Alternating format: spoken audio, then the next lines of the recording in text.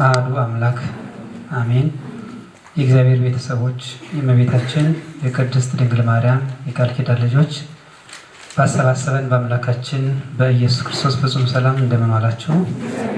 እንደምን ሰነበታችሁ? አሜን። በቸርነቱ የሰበሰበን ቅዱስ የሆነ ቃሉን በየጊዜው የሚያስተምረን የቸርነት ባለቤት አምላካችን መድኃኒታችን ኢየሱስ ክርስቶስ ስለ ፍጹም ስጦታው ሁሉ ለዘላለም የተመሰገነ ይሁን። ዝንቱ ዘመድ ኢይወጽእ ዘእንበለ በጾም ወበጸሎት። ይህ ወገን ከጾምና ከጸሎት ውጭ አይወጣም። እንኳን ለጌታችን ለመድኃኒታችን ለኢየሱስ ክርስቶስ የአርባ ጾም መታሰቢያ ሁላችንም አደረሰን አደረሳችሁ። ያው ብዙ ጊዜ እንኳን አደረሳችሁ የሚባል ያው የለመድነው እኛ በዓላት ሲሆን ወይ ደግሞ ፋሲካ ሲሆን እንደዛ ነው አይደለም። እንደ ክርስቲያን ግን መሆን ያለበት ጾም ስንጀምር እንኳን አደረሳችሁ መባባል ያስፈልጋል አይደለም። ምክንያቱም ክርስቲያን ሕይወቱ በሙሉ በጾምና በጸሎት የተመላ ስለሆነ ማለት ነው።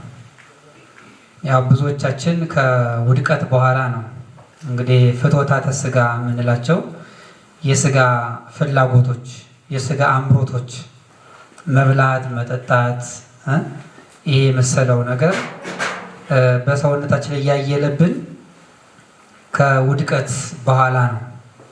ከዛ በፊት የነበረውን የሰው ልጅ ታሪክ ብንመለከተው ሙሉ ነገሩ ጾምና ጸሎት ብቻ ነው፣ ምስጋና ነው።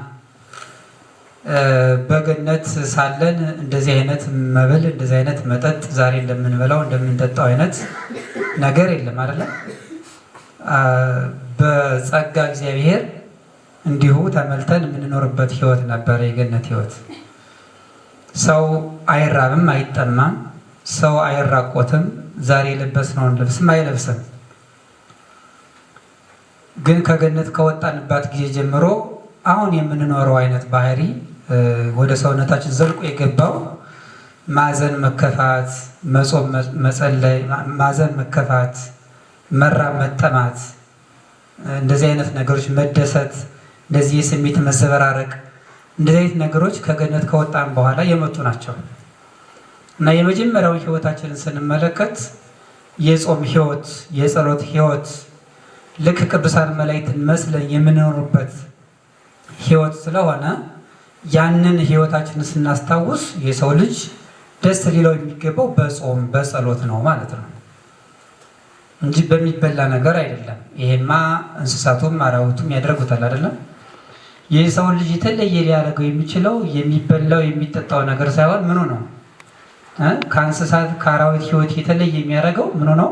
ጾም ጸሎቱ ነው። እግዚአብሔርንም የምንመስለው በጾምና በጸሎት ነው እና እንኳን አደረሰን እንኳን አደረሳችሁ። ጌታችን አምላካችን መድኃኒታችን ኢየሱስ ክርስቶስ በመዋዕለ ሥጋዌ ሲያስተምር የተናገረው ቃል ነው። ይህ ወገን በሉ እስኪ ከጾምና ከጸሎት በቀር አይወጣም።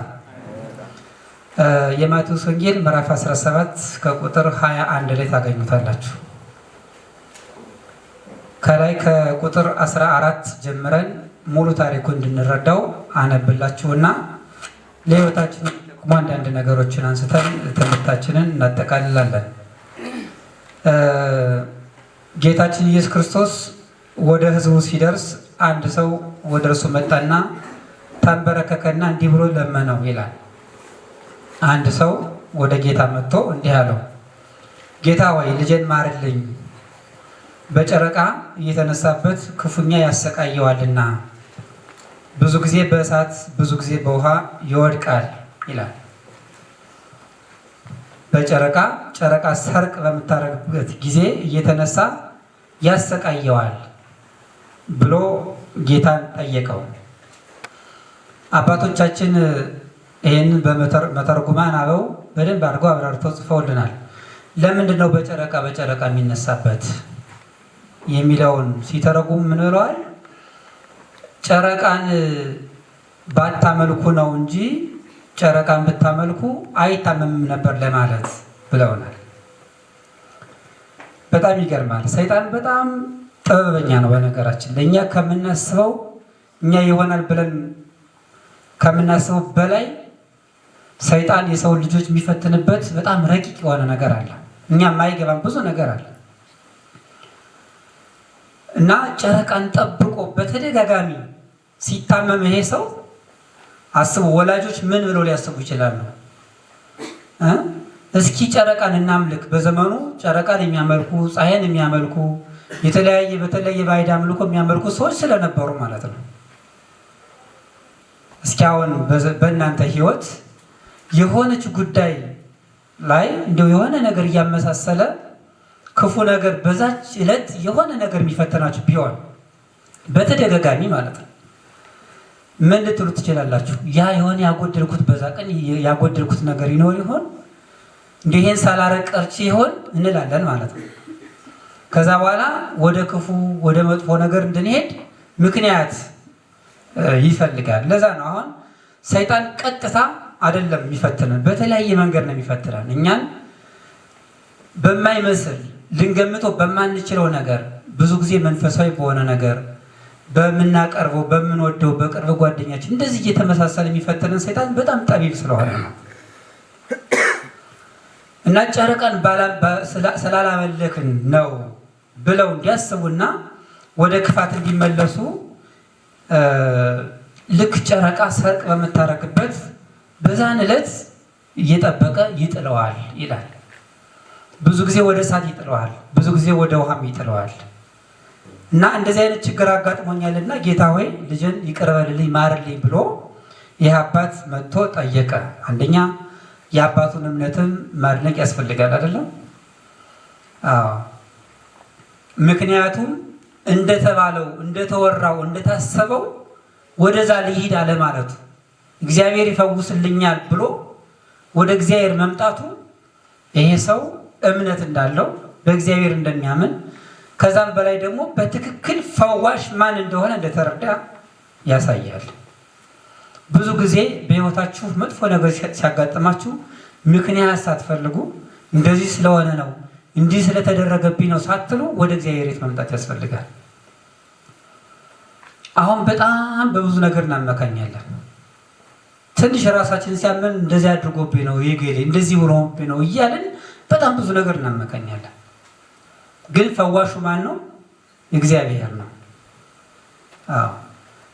ስለዚህ ቀጥታ እግዚአብሔር ጋር መጥቶ ይቅር በለኝ ብሎ መለመን ያስፈልጋል፣ ማረኝ ብሎ መለመን ያስፈልጋል ማለት ነው። አሁን ቀጣይ እንግዲህ የምንጀምረው ጾምም በትክክል ከእግዚአብሔር ጋር የምንገናኝበት ንስሐ የምንገባበት እግዚአብሔርን በእንባ የምንጠይቅበት በጾም በጸሎት እግዚአብሔርን ጥያቄያችንን የምናቀርብበት ወቅት ስለሆነ በዚህ ጊዜ ብዙ ሰው ህይወት መስተካከል መቻል አለበት። የብዙዎቻችን አመለካከት በዚህ ጾም ካልተስተካከል መቼም አይስተካከልም። እየበላን እየጠጣንማ እኮ እንዴት ሊሆን ይችላል? ስጋዊ አእምሮታችን ስጋዊ ፍቶታችን በጣም የሚያይል እኮ በመብልና በመጠጥ ምክንያት ነው። ስለዚህ በጾም ጊዜ መብላት መጠጣት ስናቆም ስንቀንስ የስጋን አእምሮት ስንገታ የዚያን ጊዜ በትክክል ወደ እግዚአብሔር የምንደርስበት እድል የምናገኝ የዚያን ጊዜ ነው። ነፍስ የምታይልበት ስጋ ደግሞ ደከም የሚልበት። ለምን? ቅዱስ ጳውሎስ እንደተናገረ መንፈስና ስጋ ምን ይላሉ ነው ያለው? ይቃወማሉ አይደለም? አንዱ በአንዱ ላይ ይነሳበታል። ስጋ በመንፈስ ፍላጎት ላይ ይነሳል፣ መንፈስ ደግሞ በማን ፍላጎት ይነሳል? በስጋ ፍላጎት ላይ ይነሳል ይላል።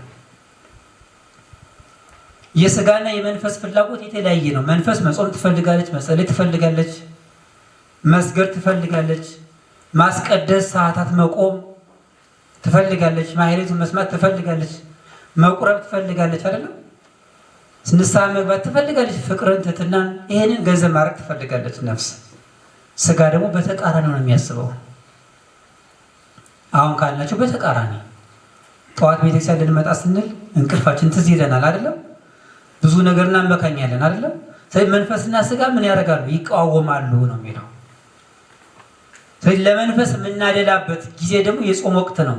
ለምን? የስጋን አምሮት በጾም በጸሎት ስለምንገታው ያዝ ስለምናደርገው ማለት ነው።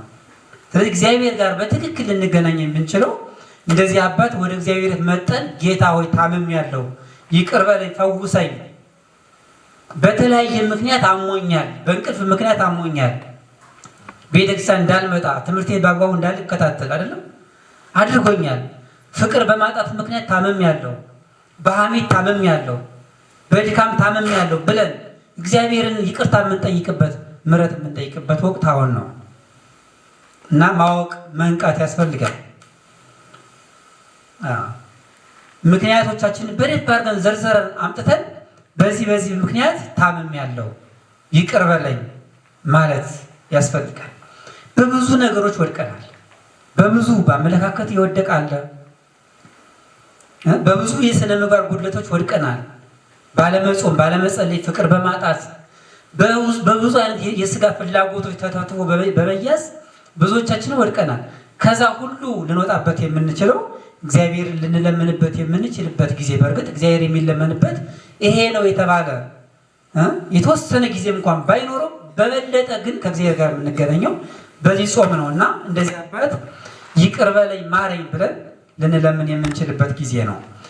ከዛ እንዲህ ያለ ቀጠረና ጌታ ማን ነው ይህ አባት በብዙ ጊዜ በእሳት ይጥለዋል፣ በውሃ ይጥለዋል አለና ወደ ደቀ መዛሙርት ደግሞ አመጣሁት፣ ሊፈውሱት ግን አልተቻላቸውም አለ። መጀመሪያ ማን ጋር ወስዶታል ማለት ነው? ደቀ መዛሙርቱ ጋር ወስዶታል። ከዛ ነው ወደ ጌታ ያመጣው። ደቀ መዛሙርት መፈወስ አልተቻላቸውም በተለያየ መንገድ። አንደኛ በሰውየው የእምነት ጉድለት ምክንያት፣ ሁለተኛ ደቀ መዛሙርቱ ጌታ ነው የሚፈውስ እንጂ እኛ አንችልም ብለው ስላሰቡ ይላል። ፈውስ ሁለት አይነት ፈውስ አለ በነገራችን ላይ። የመጀመሪያው አማኙ በትክክል እፈወሳለሁ ብሎ ስላመነ ብቻ ፈውስ ይገኛል። ፈዋሹ አካል ለመፈወስ ብቃት እንኳን ባይኖረው ለምሳሌ እኔ ካህን ነኝ አይደለም? የሆነ ሰው ታሞ ሲመጣ በጸበል ምክንያት በጸሎት በተለያየ ነገር ፈውስ ይደረጋል አይደል? እኔ ከመንፈሳዊ እድገት ጉድለት ምክንያት አንድን ሰው የመፈወስ አቅም የለኝም።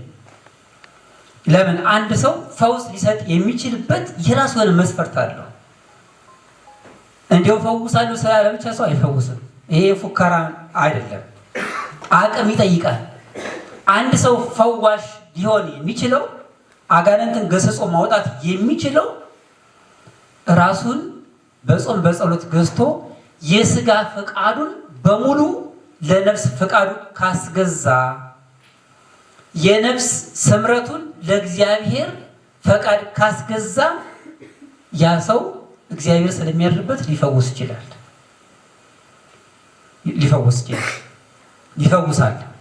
ከዛ ውስጥ ያለውስ ያው በእግዚአብሔር ቸርነት ነው አይደለም? ብዙዎቻችን ያው የምንኖረው ህይወት ስለሚታወቅ መደባበቅ አይደለም፣ እውነት ስለሆነ እንደፈለገ እየበላን እንደፈለገ እየጠጣን እንደፈለገ በስጋዊ ሀሳብ እየኖርን የመፈወስ አቅም ላይኖረን ይችላል።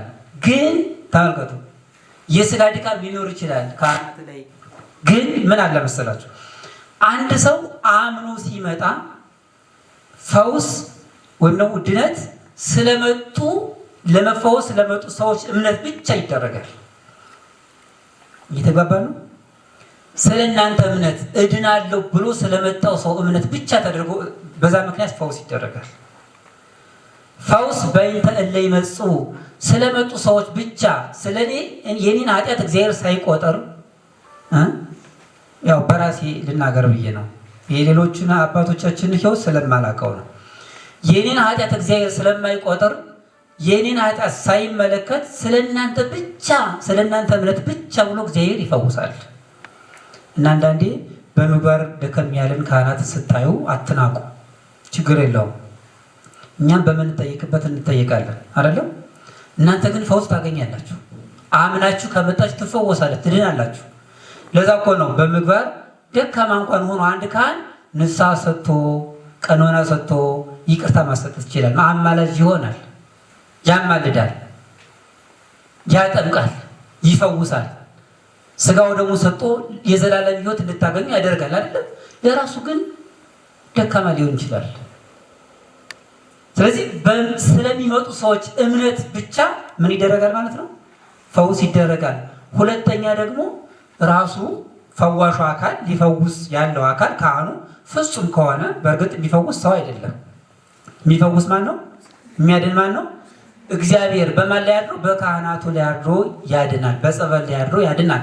በተለያዩ ምክንያቶች ላይ አድሮ እግዚአብሔር ያድናል። እግዚአብሔር ቀጥታም በተዘዋዋሪም ያድናል። ሰው አይደለም የሚያድነው፣ እግዚአብሔር ነው። ግን ይሄ ካህን ወይ ደግሞ የሆነ አካል ፍጹም ሆኖ ከቀረበ የትኛውን ችግር መፍታት ይችላል። ስለዚህ አሁን ያነሳነው ታሪክ ደቀ መዛሙርቱ ጋር ወሰደውና ምን አላለም? አልተፈወሰም። አንደኛ እሱም እንደው ያድኑት ይሆን አያድኑት ይሆን የሚል ጥርጣሬ ስለነበረው ነው። ሁለተኛ ጌታ ከደቀ መዛሙርቱ ጋር አብሮ ስላልነበረ ደቀ መዛሙርት ምን ብለው አሰቡ? ከዛ በፊት እሱ ሲፈውስ ያያሉ፣ ሽባው ሲተረትር፣ ዕውራንን ሲያበራ ያያሉ። እሱ ነው የሚያድን ብለው ስላመኑ ተመልከቱ። ከእሱ ጋር እያለን በቃ አዳኝ እሱ ብቻ ነው፣ እኛ አንችልም፣ አይሆንልንም የሚል ጥርጣሬ ልቦናቸው ላይ ስለነበረ ሳይፈወስ ቀረ ማለት ነው። እና ደቀ መዛሙርቱ ጋር ወሰድኩት፣ ነገር ግን ሊፈውሱት አልተቻላቸውም ማለት። ከዛ ቀጠለና ጌታ ምን አለ? የማታምን ጠማማ ትውልድ ሆይ እስከ መቼ ድረስ ከእናንተ ጋር እኖራለሁ? እስከ መቼስ እታገሳችኋለሁ አለ ይላል። በዚህ ተግሳጽ ሰውየውንም ደቀ መዛሙርቱንም ገስጿቸዋል እግዚአብሔር ኢየሱስ ክርስቶስ። የማታምን ጠማማ ጌታ በመካከላችን አይደለምና መፈወስ አንችልም ብላችሁ የኔን ሀልዎት የተጠራጠራችሁ ደቀ መዛሙርት ሆይ የማታምኑ እስከ መቼ ድረስ ነው? እስከ መቼ እታገሳችኋለሁ ብሎ ተጠራጠረ። እግዚአብሔር ከኛ ጋር አለ የለም? መቼ ነው ከኛ ጋር ያለው? እግዚአብሔር የሌለበት ጊዜ ወቅት አለ አለ የለም? አለ የለም? ሁልጊዜም ማን አለ ከኛ ጋር? እግዚአብሔር አለ። እግዚአብሔር አለ። ግን በአካለ ስጋ ጌታ ከነሱ ጋር ስላልነበር ምን ብለው አሰቡ? ጌታ እንደሌለ፣ አብሯቸው እንደሌለ፣ እንደማይረዳቸው፣ እንደማያግዛቸው አሰቡና እኛ መፈወስ አንችልም የሚል ጥርጣሬ ስለገቡ ደቀ መዛሙርቱን እስከ መቼ እታገሳቸዋለሁ ብሎ ገሰጻቸው ይላል። ያን ደግሞ ፈውስ ፈልጎ የመጣውን ሰውዬ ደግሞ ምን አለው? ጌታ ብቻ ነው የሚፈውስ እንጂ ሐዋርያቱ አይፈውሱም ብለህ ለምን ታምናለህ? ለምን ትጠራጠራለህ? እስከ መቼ እታገሳችኋለሁ? ወደ እኔ አምጡት አለ ይላል። ከዛ ያንን በሽተኛ ወደ ኢየሱስ ክርስቶስ ወሰዱት። ኢየሱስም ገሰጸው፣ ጋኔኑም ከእርሱ ወጣ፣ ብላቴናውም ከዛች ሰዓት ጀምሮ ተፈወሰ ይላል። ከዚህ በኋላ ደቀ መዛሙርቱ ብቻቸውን ወደ እርሱ ቀረቡና እኛ ልናወጣ ያልቻልን ስለምንድን ነው አሉ። አሁን ክፍተታቸውን ለዩ ማለት ነው። እኛ ለምን አላወጣ ነው? ለእኛ ያልተቻለን ስለምን ምክንያት ነው? ጥሩ ነው፣ ጥሩ ጥያቄ ነው አይደለም? ለምንድን ነው እንደዚህ የሆንኩት ብሎ መጠየቅ ያስፈልጋል። አንዳንዴ በመንፈስ ስንዝል ችግሮች ሲበዙብን ለምንድን ነው እንደዚህ የሆንኩት፣ በማን ችግር ነው ብሎ መጠየቅ ያስፈልጋል። ቀረብ ብሎ አይደለም እንዴ? አዎ፣ ምንድን ነው የሆንኩት፣ ምንድን ነው ያጎደልኩት ብሎ መጠየቅ ያስፈልጋል። ብዙዎቻችን ለራሳችን ችግር እንኳን ተጠያቂ የምናደርጋቸው ብዙ ነገሮች አሉ።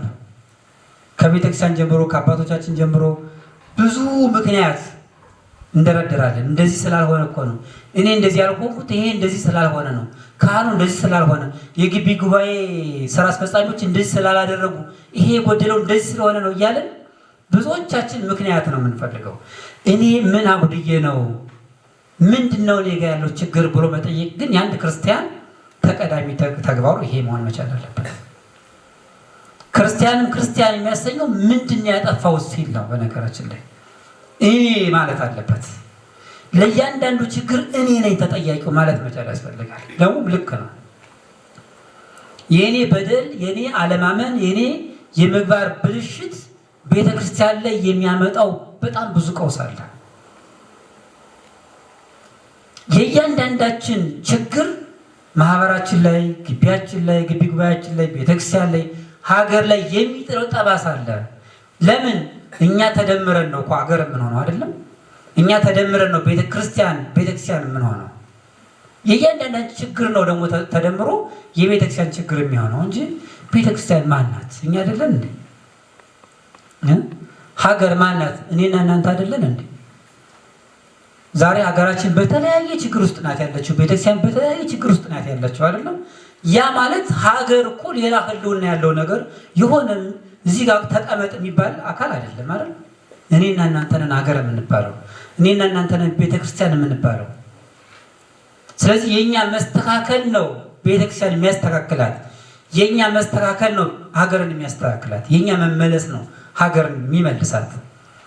የኔና የእናንተ የውስጥ ሰላም፣ የኔና የእናንተ የውስጥ ፍቅር፣ ትክክለኛ ፍቅር ነው ቤተክርስቲያንን ወደ ፍቅር ወደ አንድነት የሚያመጣት፣ ሀገርንም በዚሁ እንዲሁ ማለት ነው። እኔ ከወንድሜ ጋር በጸብ እየኖርኩኝ ከላይ ሂጄ እንደዚህ ስለሆነ ነው እንደዚህ ብንል ምንም የሚመጣ ነገር የለም። ስለዚህ ምንድነው ያጠፋሁት፣ ምንድነው ያጎደልኩት ብሎ ቀረብ ብሎ መጠየቅ፣ መማር፣ ራስን መገሰጽ፣ ራስን ማስተካከል ያስፈልጋል። ከዛ ባለፈ የኛን ውስጥ ሳንመለከት የሆነ ችግሩን አውጥተን በገሌ ምክንያት በእንትና ምክንያት ብንል አይሆንም። በቅዳሴ እግዚእ በጌታ ቅዳሴ ላይ የተጻፈው ይሄ ነው። ነፍሳችሁን አንጹ ነው የሚለው። ምን በሉ? ነፍሳችሁን ምን በሉ? ለእያንዳንዳችን አንጹ። የባልንጀራችሁን ኃጢአት ምን አትበሉ? አትመልከቱ። በቃ አትመልከቱ። የባልንጀራውን ኃጢአት የሚመለከት ሰው ለራሱ የንስሐ ጊዜ የለውም።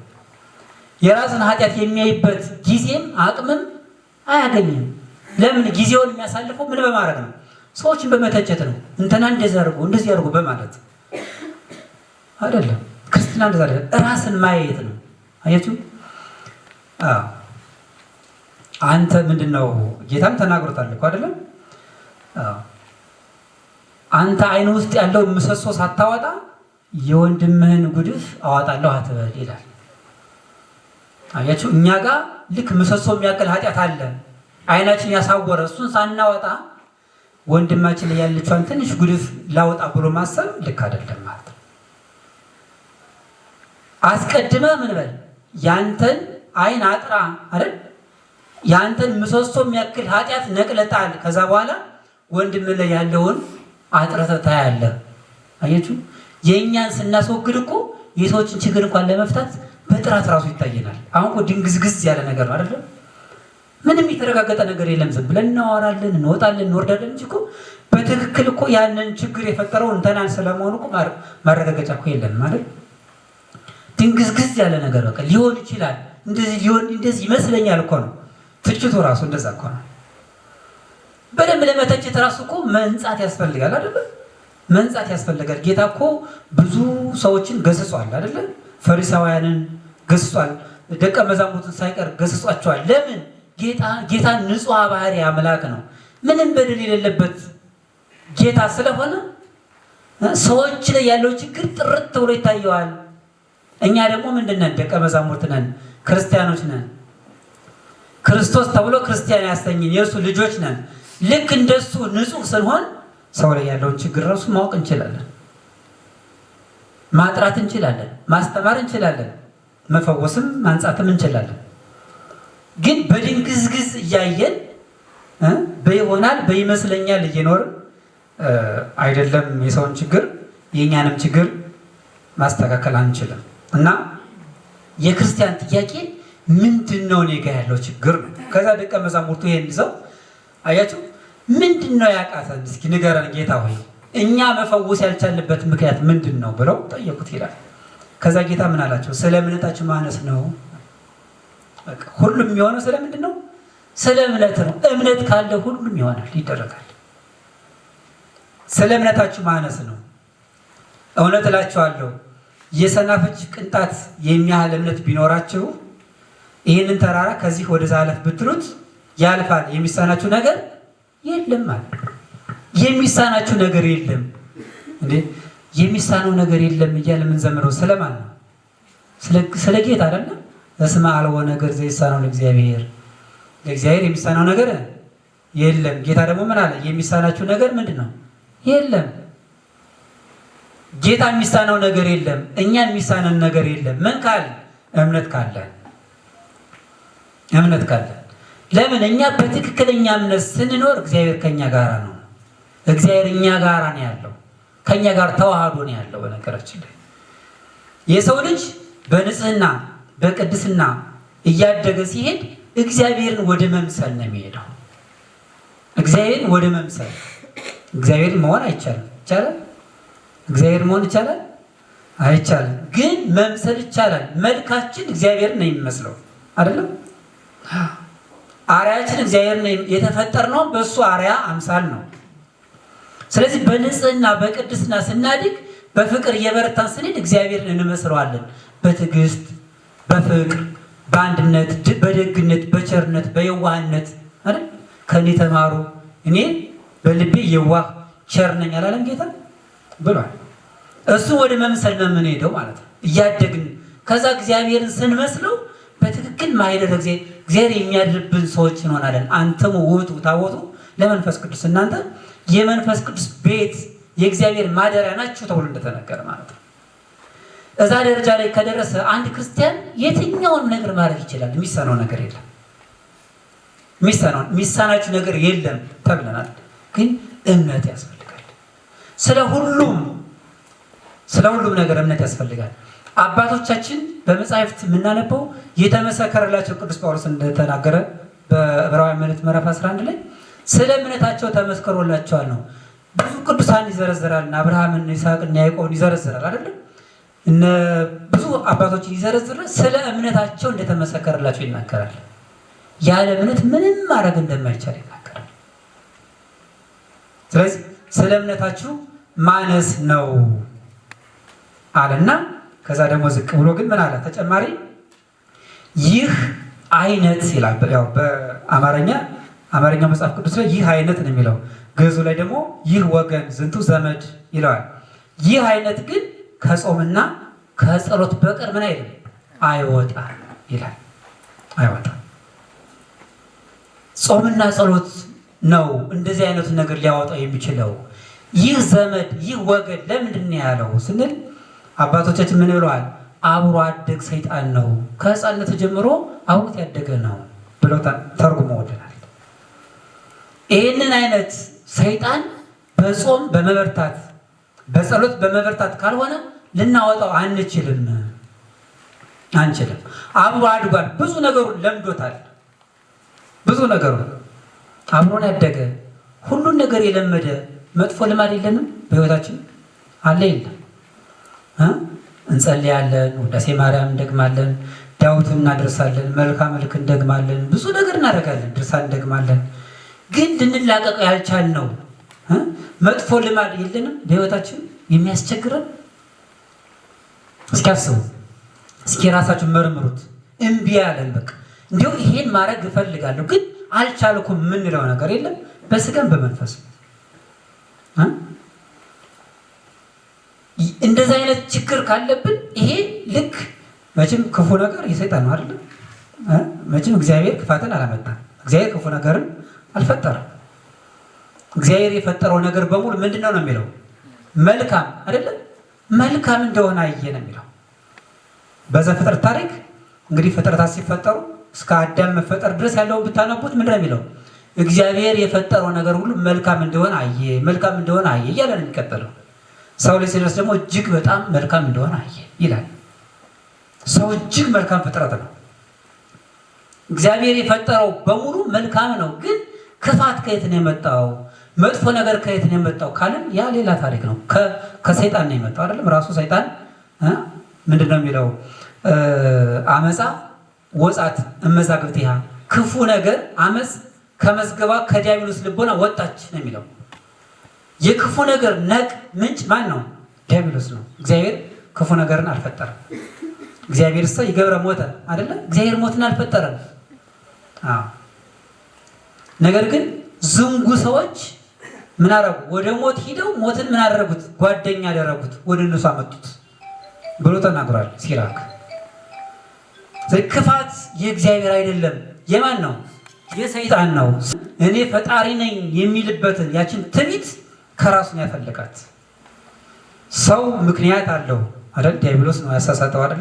ሰውን ምንም ባያድንም ምክንያት ባያድንም፣ ዲያብሎስ ግን ራሱ ነው ያነቃት። ያችን ያመነጫት ክፋትን ራሱ ነው። ክፋት መጥፎ ነገር በህይወታችን አለላቀቀን ያለ መጥፎ ነገር ካለ የማን ነው? የዲያብሎስ ነው አይደል? ስለዚህ ምን ማድረግ ያስፈልጋል? በጾምና በጸሎት መበርታት ያስፈልጋል። እምቢ ያለንን ነገር በዚህ ብቻ ነው የምናሸንፈው። በምንም ማለት ጸበል ብትሄዱ ምንም ብታረጉ ካልጾምን ካልጸለይን ልማድ የሆነብን ነገር አይለቀንም። ልማድ የሆነብን ነገር አይለቀንም። ለዛ ነው ጌታችን አምላካችን ኢየሱስ ክርስቶስ በማቴዎስ ምዕራፍ 4 ላይ ሁልጊዜም እንግዲህ ከዚህ በኋላ በጣም ደጋግመን የምንማረው ከተጠመቀ ሳይውል ሳያድር ወዴት ነው የሄደው? ወደ ገዳመ ቆሮንቶስ አይደለም? ለምንድን ነው የሄደው? ለመጾም ለመጸለይ። ተመልከቱ። አሁን እሱ ምን ኑሮበት ነው የሚጸልየው? ምን ኑሮበት ነው የሚጾመው? ለኛ አርአያ ለመሆን ነው፣ ለኛ አብነት ለመሆን ነው። ነገር ግን በዛ በጾም በጸሎት ግን ተመልከቱ፣ 3 አርእስተ ኃጣውእ፣ 3 የኃጢአት ራሶች ዋና ዋና ኃጢአት የሚባሉ ሌላው ከነዚህ የማይወጣ ወይም የኃጢአት ምንጮች ልንላቸው እንችላለን። ስስት፣ ፍቅረ ነዋይና ትዕቢት 3 አርእስተ ኃጣውእ የሚባሉትን ድል ነስቷል። ስለኛ ነው በነገራችን ላይ ስለሱ አይደለም። ስለኛ ተገብቶ ሌላው ኃጢአት ስስት፣ ከስስት የሚወጣ ኃጢአት አለ። ከፍቅረ ነዋይ የሚወጣ ኃጢአት አለ። ከትዕቢት የሚወጣ ኃጢአት አለ። ለምሳሌ ሰው ይገድለዋል አይደለም? ምንድነው? ለምን ነው የሚገድለው? ገንዘቡ ፈልጎ። አየት ፍቅረ ሰውን የመግደል ምክንያት ፍቅረ ነዋይ ነው ማለት ነው። ግን አንዳንድ ሰዎች ሰውን መግደል ዝም ብሎ ልማድ ተራ ነገር መስሎ የሚታያቸው እኮ አሉ አይደል? ልክ ዝም ብሎ እንደ ጀግንነት የሚቆጥሩት አይደል? መግደላቸው ራሱ የሆነ ስህተት የማይመስላቸው ሰዎች እኮ አሉ። የሰው ልጅ እስከዚህ ድረስ ደርሷል። የእግዚአብሔርን ፍጥረት እየገደለ ሕንፃ ሥላሴን እያፈረሰ ግን መግደሉ ራሱ እንደ ትልቅ ኩራት የሚሰማው፣ እንደ ኩራት፣ እንደ ጀግንነት፣ እንደ ማሸነፍ የሚመስለው ሰው አለ። ይሄ ልማድ ዘመድ ሆኖበታል ማለት። ይሄ ሰው ብትመክሩት አይመለስም፣ አይገባውም። ካልጾመ ካልጸለየ ይበቃል። ደስ ክፋት ሰርቶ ደስ የሚለው ዝሙት እየሰራ ደስ የሚለው ሰው ዝሙ ያንን ዛም እዚህ ምን የሚል ያገኘውን ሴት ወይም ያገኘችው ወንድ የሚቆጥር ሰው እኮ አለ። በቃ በልቡ ነው ደስ የሚሰኝ ማለት ነው። የሚደሰት ባደረገው ኃጢአት የሚደሰት ሰው አለ። አሁን ይሄ እንግዲህ ትዕቢት ነው። እንደዚህ ያደረኩ ይሄን ሰራው ማለት ትዕቢት። ስለዚህ ሌሎቹ ኃጢአቶች ተጠቅልለው ከነዚህ ከ3ቱ አርእስተ ኃጣውእ አይወጡም።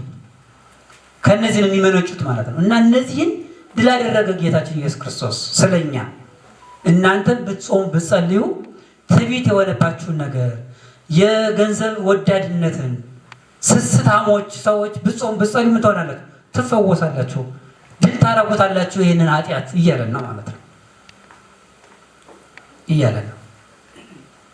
ግን ሳናውቀው እኮ በጣም ገብጋቦች ሆነናል። እንዲያው እናንተ በእርግጥ ተማሪዎች ናችሁ፣ ብዙም ወደዚህ ህይወት አልደረሳችሁም ገና።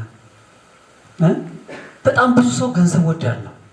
በጣም ገብጋባ፣ በቃ ስስታም ሆነናል እኮ የሚገርማችሁ በዓለም ላይ ያለው ሰው። እናንተ ገና ዓለሙንም አልተቀላቀላችሁትም።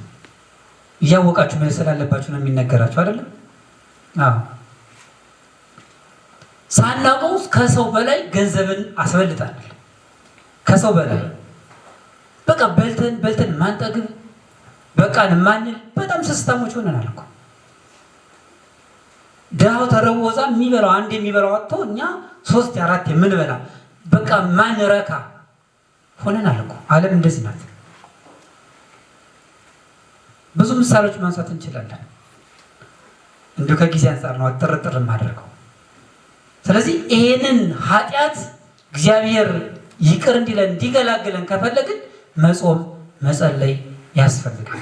አብዝቶ መጾም፣ አብዝቶ መጸለይ፣ በታዘዘው ልክ መሆን ያስፈልጋል። ጾም የሚለውን ሲተረጉሙ አባቶቻችን ጾም ማለት ምንድን ነው የሚለው ሲተረጉም ምን ብለውታል መሰላችሁ? ጾም ማለት በሕግ በተወሰነ ጊዜና ልክ ከሚበላው ከሚጠጣው ነገር መከልከል ነው ብለዋል። በሕግ በተወሰነ ጊዜ አንድ ሰው ዝም ብሎ በማንኛውም ሰዓት ሊጾም ይችላል፣ ወይ ደግሞ እስከ 3 ሰዓት እስከ 4 ሰዓት ሊጾም ይችላል። ግን ሕጉ ምን ይላል? ጊዜውስ መቼ ነው የሚለውን አሁን አባቶቻችን እንግዲህ በቀኖና ነገ ጀምሮ የካቲት 9 ጀምሮ ጾም ነው አይደል? አሁን ሕግ የሚያውቀው ነው ማለት ነው። የካቲት 9 የተጻፈ በባህር ሐሳብ ቀመር የወጣ ነው ማለት ነው። ሕግ የሚለው ጊዜ የሚለው ያንን ነው። ከዛ ደግሞ ለተወሰነ ሰዓት እስከ ስንት ሰዓት ነው የምንጾመው? ለምሳሌ አብይ ጾም አሁን ከነገ ጀምሮ እስከ ስንት ሰዓት ነው የሚጾመው? ፍትሐ ነገሥት ላይ ተቀምጧል አንቀጽ 15 ላይ አይደል? በዛ ልክ መጾም ያስፈልጋል ማለት ነው። እና እስከ ተወሰነው ሰዓት መጾም ከመብል ከመጠጥ ከስጋዊ ደስታ ከመሰለው ሁሉ መከልከል ነው ጾም ብለው አባቶቻችን አስቀምጠውልናል ማለት ነው። መታቀብ ነው፣ መተው ነው። ክፋትን መተው፣ ዘረኝነትን መተው፣ አመፃን መተው፣ ትዕቢትን መተው ነው ጾም የሚባለው። በነገራችን ላይ ከሚበላ ነገር ብቻም አይደለም። የሚበላውን ስንተው አብረን መተው ያለበት ብዙ ነገር አለ። አይናችን መተው ያለበት ብዙ ነገር አለ። በሌላው ጊዜ የተፈቀደ ነው ማለት አይደለም። ክፉ ማየት ከጾም ውጭ ባሉ ቀናት ተፈቅዷል ማለት አይደለም። ግን በጾም ደግሞ በልብ በርትተን ከክፋት መራቅ ያስፈልጋል የሚለውን ለመናገር ነው እንጂ በሌላው ጊዜም አይናችን መጾም አለበት አይደለም። ክፉ ከማየት መጾም አለበት። አንደበታችን ክፉ ከመናገር መጾም አለበት። እግራችን ወደ ክፉ ቦታ ከመሄድ መጾም አለበት፣ መታቀብ አለበት። ጆሮአችን ከቃለ እግዚአብሔር ውጭ ሌላ ነገር ከመስማት መታቀብ አለበት። ኃጢአት የሆነውን ነገር መተው፣ ይሄን ጭፈራውን፣ ዳንኪራውን፣ ሙዚቃውን እሱን ያለምን ግሳንግሱን እሱን መተው። ጆሮአችን ያንን ርም አድርጎ መተው መቻል አለበት። መታቀብ ነው ጾም ማለት ይሄ ነው። አያችሁ፣ የሰይጣን የሆነውን ነገር ስንተውለት ጠቅሎ ይሄዳል። ምንድነው የእግዚአብሔርን ለእግዚአብሔር የቄሳርን ለቄሳር ታስታውሳላችሁ አይደል? ጥቅስ አንድ ሳንቲም ላይ በዚህ በኩል የእግዚአብሔር ስዕል አለበት፣ በዚህ ቄሳር ስዕል አለበት እና ለማን እንስጣሉ? ለማደናገር አይደል? ክርስቶስን ከዛ ምን አለ? የእግዚአብሔርን ለማን ስጡ? ለእግዚአብሔር ስጡ። የቄሳር ለማን ስጡ? ለቄሳር። አሁን አንዱ ሳንቲም ለሁለት ተከፍሎ አንዱ ለእግዚአብሔር አንዱ ለቄሳር ይሆናል ማለት ነው? እንዴት ሊሆን ይችላል? አያችሁ። እና መተርጉማን ምን ብለዋል መሰላችሁ? የቄሳርን ለቄሳር ስጡ ያለ ለምንድን ነው የሚለው ሲተረጉሙ የቄሳር በዲያብሎስ ነው የሚመሰለው። የዲያብሎስ የሆነ ገንዘብ እናንተ ጋር ካለ ምን በሉት? ተውለት፣ ስጡት፣ ለሱ መልሱለት ማለት ነው ብለውናል።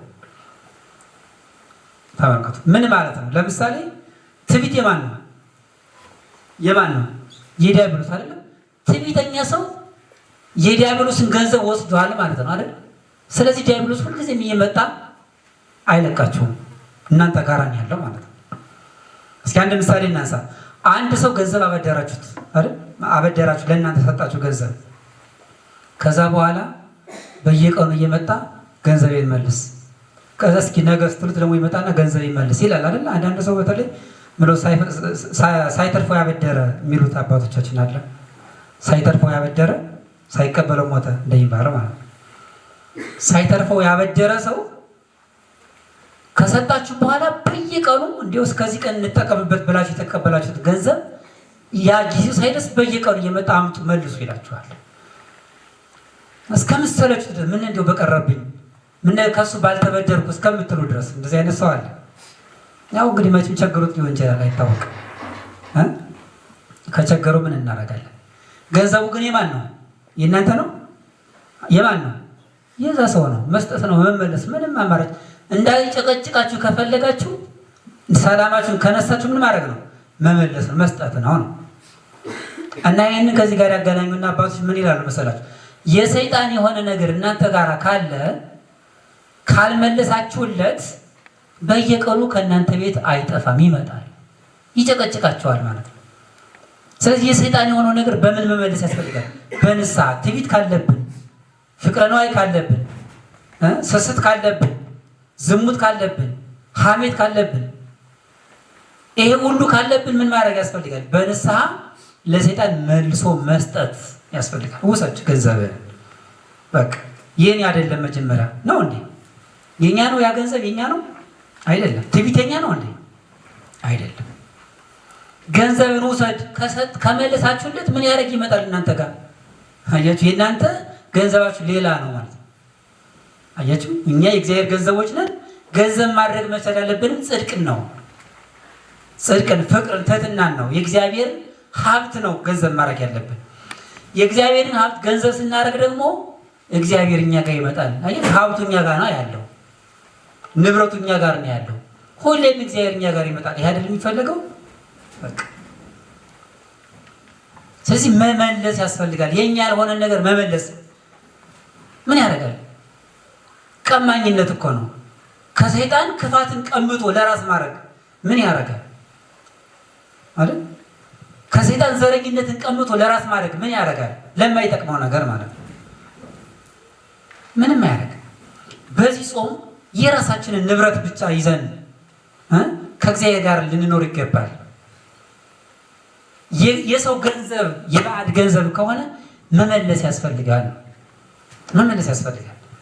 እና እንደዚህ አይነት በጣም ጠንከር ያሉ ልማዶች ካሉብን መጾም፣ መጸለይ፣ መስገድ፣ እግዚአብሔርን መለመን፣ አጥብቆ መለመን ያስፈልጋል። ካልሆነ ከነ ልማዳችን ነው የምንኖረው። ብዙ ሰው ክርስትናን በልማድ ነው የሚኖረው። በነገራችን ላይ እንደው ከኛ ጀምሮ በልማድ በቃ ቤተክርስቲያን መሄድ ስላለብን እንሄዳለን። ሰው ሲመለስ እንመለሳለን። ሰው ቁሞ ሲያስቀድስ እናስቀድሳለን። ሲጸልይ ስናይ እንጸልያለን። ጸበል ቦታ ሲሄድ ጸበል ቦታ እንሄዳለን። ሂዶ ምን እንደሚደረግ አናውቅም። በጣም ከባድ ነው እኮ ህይወታችን፣ በጣም ከባድ። ሰው ሲቆርብ አይተን እንቆርባለን። እስከዛ ድረስ ሄዳል። ከዚህ በላይ ስለሌለ ማለት ነው። ቁርባንን ያክል ነገር፣ የጌታን ስጋና ደም መቀበልን ያክል ነገር እንኳን ሳናቆም እናደርግ ብዙዎቻችን ነን። ለዛ አይደለም፣ ለዛ አይመስላችሁም? ከቆረብን በኋላ እንኳን ከጌታ ጋር አንድ ከሆንን በኋላ እንኳን ወደ ኃጢአት፣ ወደ በደል፣ ወደ ርኩሰት መሄድ የሚያምረን እኮ በልማድ ስለምናደርገው። በልማድ እንዲሁ በቃ ዝም ብሎ ተዘልሎ መኖር፣ ዝም ብሎ በቃ ሳያስቡ ሳይጨነቁ ሳይለዩ መኖር እንዲሁ ማለት ነው። እንዲሁ ቀላቅሎ መኖር፣ ያንንም ይሄንንም ሁሉም እንዳይቀር ከዚህም ከዚህም ማለት። እንዲህ አይነት ህይወታችሁን እንደዚህ አይነት ልማድ ህይወታችሁን አልፈተነውም?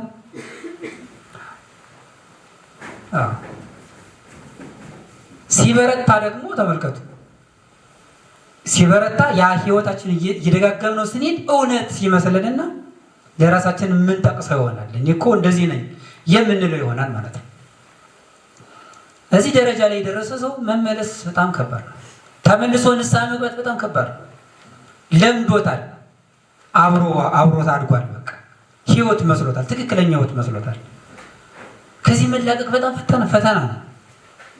በጾምና በጸሎት በትክክለኛው ህግ ከሆነ ግን ይቻላል። በራሳችን ፍላጎት ሳይሆን በእግዚአብሔር ፍላጎት እኛ ቀንሰን እኛ ሻሽለን በምንጾመው ጾም ሳይሆን እግዚአብሔር በሰጠን ልክ ከሆነ በእኛ አቅም ሳይሆን እግዚአብሔርን አቅም አድርገን በክርስቶስ ሁሉን ማድረግ እችላለሁ።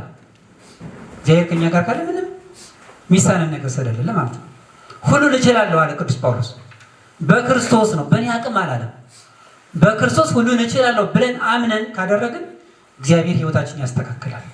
ዝንቱ ዘመድ እይወፅእ ዘእንበለ በጾም ወበጸሎት ያስተማረን አምላካችን ስሙ የተመሰገነ ይሁን። ወስብሐት ለእግዚአብሔር። ይቆያል።